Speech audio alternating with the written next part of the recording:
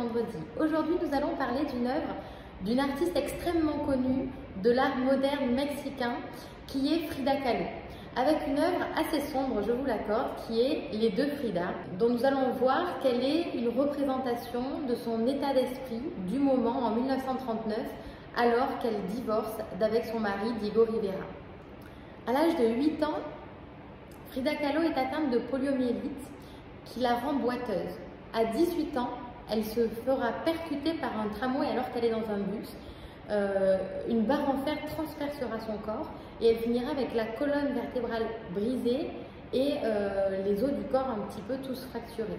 Elle sera donc entièrement plâtrée et sera comme ça alitée pendant plusieurs mois. À la base, elle se destinait à être médecin. C'était l'une des rares femmes au Mexique à être inscrite en école préparatoire de médecine. Ils étaient alors 2000 inscrits et 35 femmes seulement.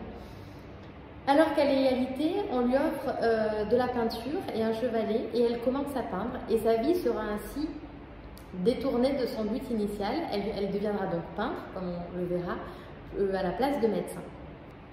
À propos de cette période, et pas seulement de cette période, puisqu'au cours de sa vie, elle connaîtra 22 opérations alors qu'elle est décédée à l'âge de 47 ans, elle dira « J'ai vécu comme une enterrée encore vivante, prisonnière d'un corps qui convoitait la mort et qui s'agrippait à la vie.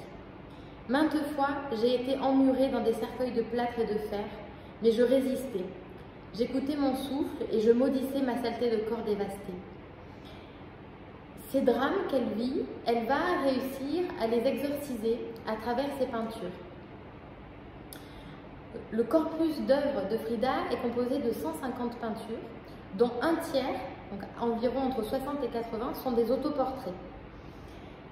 Ici, c'est un double autoportrait, une œuvre très originale dans l'histoire de l'art car on a très peu de double autoportraits. Ici, nous voyons Frida en tenue mexicaine, qui est donc cette robe qu'on appelle la tejuana, et à côté, une Frida qui a vécu en Europe et qui a une robe plus européenne, disons, bien que nous avons toujours des broderies qui rappellent quand même le tissu mexicain. Parce qu'elle n'oubliera jamais ses racines, quand bien même elle se fera à la mode et à la vie européenne et parisienne, entre autres. Ici, on est en 1939. C'est le moment où elle divorce d'avec Diego Rivera, qui l'a trompée à de multiples reprises tout au long de leur vie. Elle aussi a eu des moments, a eu des amants. Mais là, elle vit un drame car il l'a trompée avec sa propre sœur. Et donc, ils divorcent. Donc on voit, comme dans une scène narrative, le passé et le présent.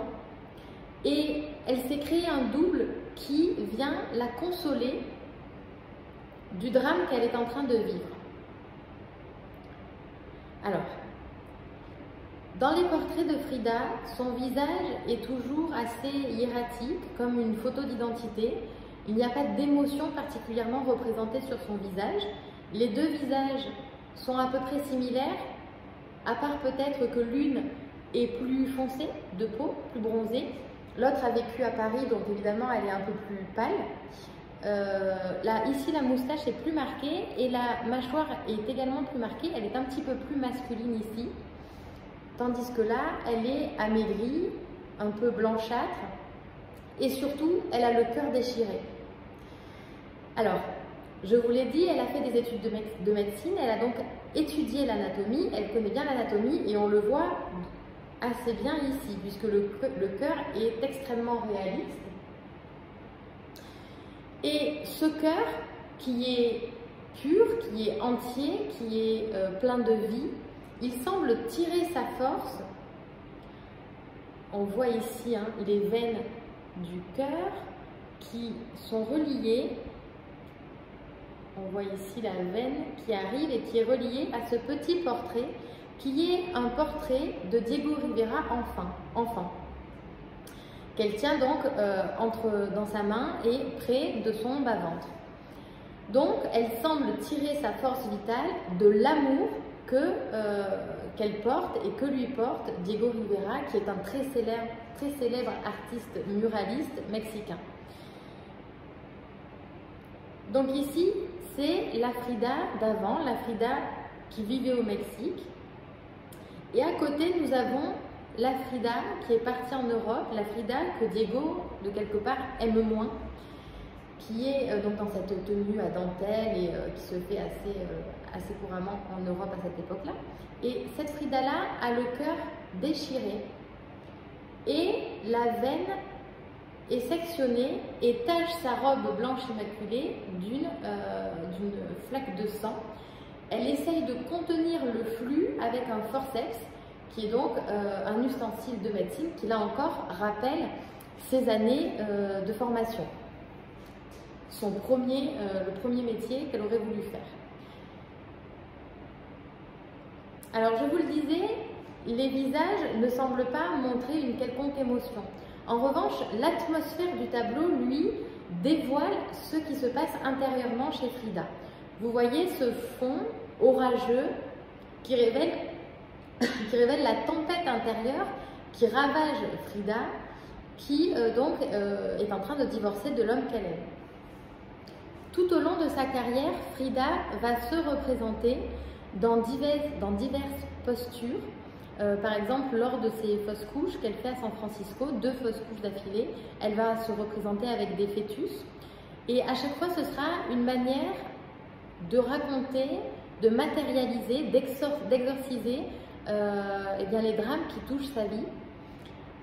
Elle se représente donc très souvent dans ces tableaux et aujourd'hui c'est une vraie mode. On a toutes des sacs Frida Kahlo ou des trousses ou peu importe quoi, des céramiques. Il y a vraiment beaucoup de choses autour de Frida parce que c'est la représentation d'une femme forte qui ne s'est jamais laissée abattre, qui a vécu énormément de drames et qui malgré tout a continué à travers sa passion à faire passer ses émotions, à partager avec nous les différentes périodes de sa vie.